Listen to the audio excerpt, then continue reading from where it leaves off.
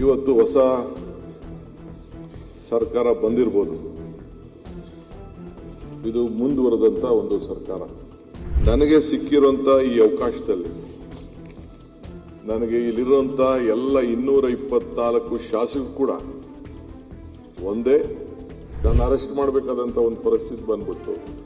ಯಾರ್ದೋ ಒತ್ತಡದ ಮೇಲೆ ಅವ್ರು ಹೇಳಿದ್ರು, ಏನು ರಾಜಕಾರಣ ನೀವು ಅಲ್ಲೆಲ್ಲೋ ಮಾಡ್ಕೊಡ್ರಪ್ಪ, ಇಲ್ಲಿ ನಾನು ಆ ಕೆಲಸ ಈ ಸ್ಥಾನದಲ್ಲಿ ಕೂತ್ಕೊಂಡು ನಾನು ಅದನ್ನ ಒಬ್ಬ ಶಾಸಕನ ರಾಜಕೀಯಕ್ಕೋಸ್ಕರ ಅರೆಸ್ಟ್ ಮಾಡೋದಿಲ್ಲ ಅಂತ ಹೇಳಿದ್ರು. ಅದನ್ನೆಲ್ಲ ನನ್ನ ಹಿಸ್ಟ್ರಿ ನಾನು ಹೇಳಕ್ ಹೋಗುದಿಲ್ಲ.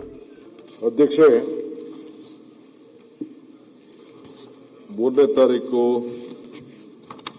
2 ತಿಂಗಳಿಂದ ನಮ್ಮ ರಾಷ್ಟ್ರೀಯ ನಾಯಕರಾದ ಮಲ್ಲಿಕಾರ್ಜುನ್ ಖರ್ಗೆ ಸಾಹೇಬರು, ರಾಹುಲ್ ಗಾಂಧಿ ಅವರು, ಸೋನಿಯಾ ಗಾಂಧಿ ಅವರು, ನಮ್ಮ ಪಕ್ಷದ 2 ಪ್ರಧಾನ ಕಾರ್ಯದರ್ಶಿಗಳು ವೇಣುಗೋಪಾಲ್ ಮತ್ತು ಸುರ್ಜಿವಾಲ ಅವರೆಲ್ಲ ಚರ್ಚೆ ಮಾಡಿ ನನಗೆ ನಮ್ಮ 139 ಜನ ಶಾಸಕರ ಬೆಂಬಲದಿಂದ ಈ ಸ್ಥಾನದಲ್ಲಿ, ಮುಖ್ಯಮಂತ್ರಿ ಸ್ಥಾನದಲ್ಲಿ ಉಳಿಸಿದ್ದಾರೆ. ನಾನು ಈ ಸಂದರ್ಭದಲ್ಲಿ ಹಿಂದೆ ಕೂಡ ಬಹಳ ಜನ ನಾಯಕರುಗಳು ಈ ರಾಜ್ಯದ ಮುಖ್ಯಮಂತ್ರಿಯಾಗಿ ಸೇವೆಯನ್ನು ಕೂಡ ಮಾಡಿದ್ದಾರೆ. ಕಳೆದ 3 ವರ್ಷದಿಂದ ಮಾನ್ಯ ಶ್ರೀ ಸಿದ್ದರಾಮಯ್ಯನವರು ಮುಖ್ಯಮಂತ್ರಿಯಾಗಿ, ನಾನು ಉಪಮುಖ್ಯಮಂತ್ರಿಯಾಗಿ ಸುಮಾರು ಇಲ್ಲಿರುವಂತಹ ಕೆಲವು ಹಿರಿಯರೆಲ್ಲ ಕೂಡ ಅವರ ಸಂಪುಟದಲ್ಲಿ ಕೂಡ ಸದಸ್ಯರಾಗಿದ್ದರು. ಇವತ್ತು ಹೊಸ ಸರ್ಕಾರ ಬಂದಿರಬಹುದು. ಇದು ಮುಂದುವರೆದಂತ ಒಂದು ಸರ್ಕಾರ. ಹೊಸ ಆಲೋಚನೆಗಳು ಖಂಡಿತ ಪ್ರತಿ ವ್ಯಕ್ತಿಗೂ ಕೂಡ ಇರ್ತದೆ.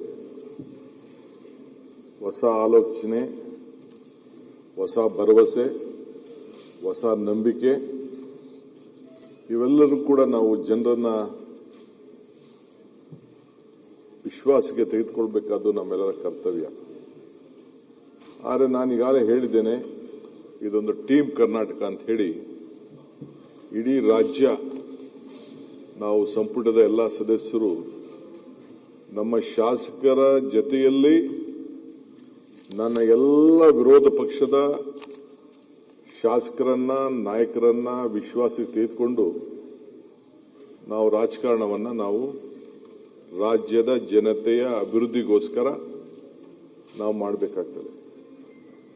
ನಾವು ಚುನಾವಣೆ ಬಂದಾಗ ಬೇಕಾದಷ್ಟು ಜನ ವಿವಿಧ ರೀತಿಯಲ್ಲಿ ತೀರ್ಮಾನ ಬಂದಾಗ ಅದಕ್ಕೆಲ್ಲ ನಾವು ಪ್ರಜಾಪ್ರಭುತ್ವ ವ್ಯವಸ್ಥೆಯಲ್ಲಿ ನಾವೆಲ್ಲ ಒಪ್ಕೊಳ್ಳೋಣ.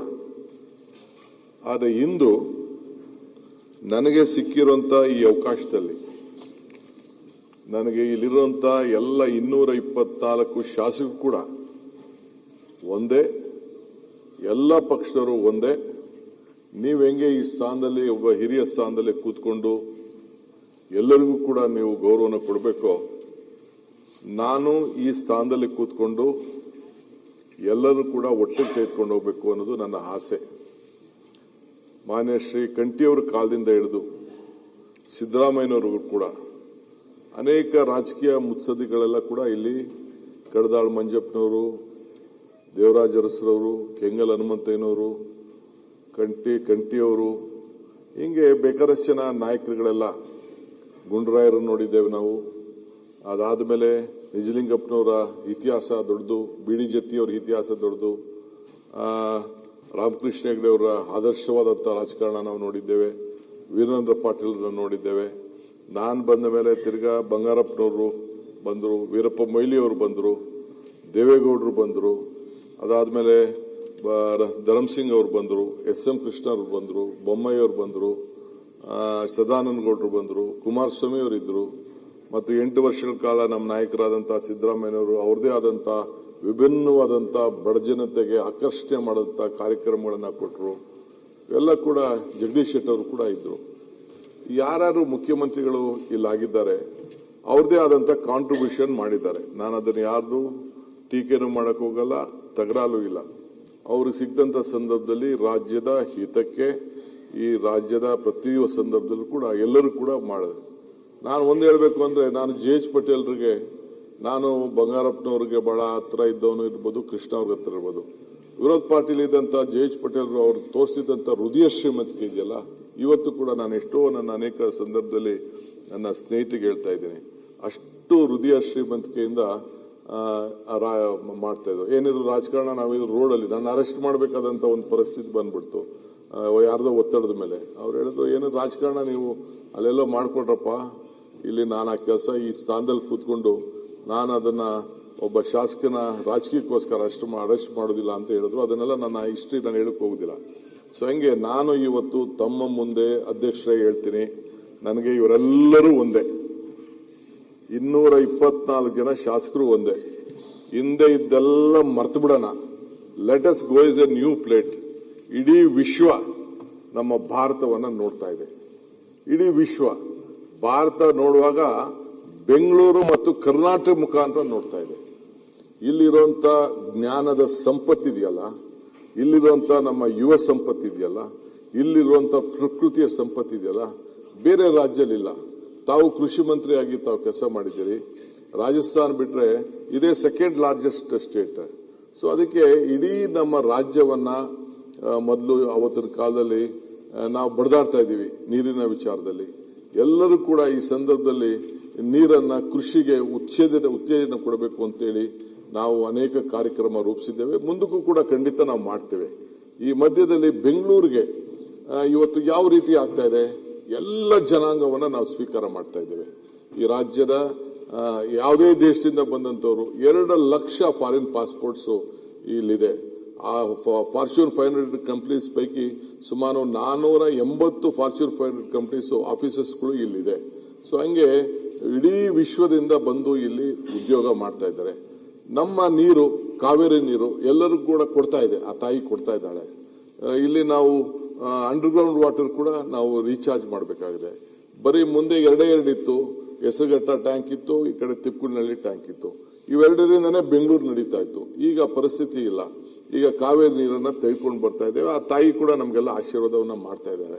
ಸೊ ಹಂಗೆ ಬಂದಂತ ಎಲ್ಲ ಜನರಿಗೂ ಕೂಡ ಅತಿ ಉತ್ತಮವಾದಂತ ಶಿಕ್ಷಣ, ಆರೋಗ್ಯ ಮತ್ತು ಒಳ್ಳೆ ಪರಿಸರ ಇದನ್ನ ನಾವು ಕೊಟ್ಕೊಂಡು ನಾವು ಬರ್ತಾ ಇದ್ದೇವೆ. ಇನ್ನು ಮುಂದಕ್ಕೂ ಕೂಡ ನಾವು ಯಾರನ್ನೂ ಕೂಡ ಈ ಬೆಂಗಳೂರು ಕಡೆ ನೋಡೋರ್ಗೆ, ಕರ್ನಾಟಕ ರಾಜ್ಯಕ್ಕೆ ನೋಡೋರ್ಗೆ ನಾವು ಬೇಡ ಅನ್ನಕ್ಕಾಗಲ್ಲ.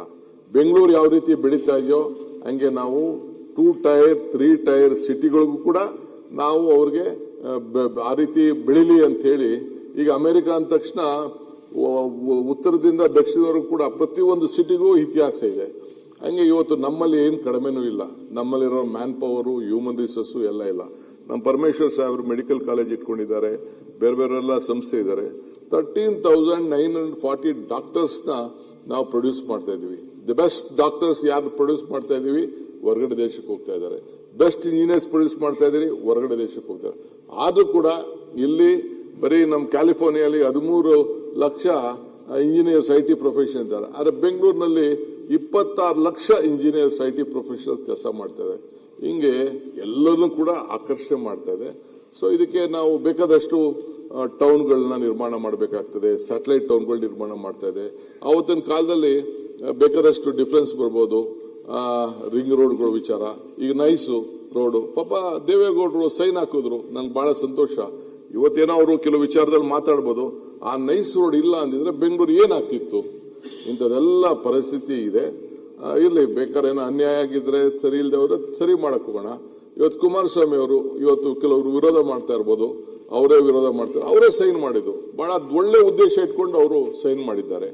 ಹಂಗೆ ಇದು ನಮ್ಮ ಯಡಿಯೂರಪ್ಪನವರು ಈ ದೇಶದ ರೈತರ ಬಗ್ಗೆ ಹಸಿರು ಟವಲ್ ಹಾಕೊಂಡು ಅದಕ್ಕೆ ಆದಂತ ಒಂದು ಸಪರೇಟ್ ಬಜೆಟ್ ಇಟ್ಕೊಂಡು ಪ್ರತಿ ಹಂತದಲ್ಲೂ ಕೂಡ ಅವ್ರ ಕಾಲದಲ್ಲಿ ಅವ್ರಿಗೆ ಫುಲ್ ಟೈಮ್ ಸಿಕ್ಲಿಲ್ಲ, ಮಧ್ಯ ಕಟ್ಟಾಯ್ತು. ಆದ್ರೂ ಕೂಡ ಅವ್ರದೇ ಆದಂತ ಒಂದು ದೊಡ್ಡ ತ್ಯಾಗವನ್ನ ಕೂಡ ಮಾಡಿದ್ದಾರೆ. ನಮ್ಮ ಸಿದ್ದರಾಮಯ್ಯನವರು ಅನ್ನ ಹೊಟ್ಟೆ ಯಾರು ಹಸ್ಕೊಂಡು ಇರಬಾರ್ದು ಅಂತ ಹೇಳಿ ಕೊಟ್ಟಂತ ಭಾಗ್ಯಗಳಿದೆಯಲ್ಲ, ಬಹುಶಃ ಇದು ಇತಿಹಾಸ ಪುಟಕ್ಕೆ ಹೋಗ್ತದೆ.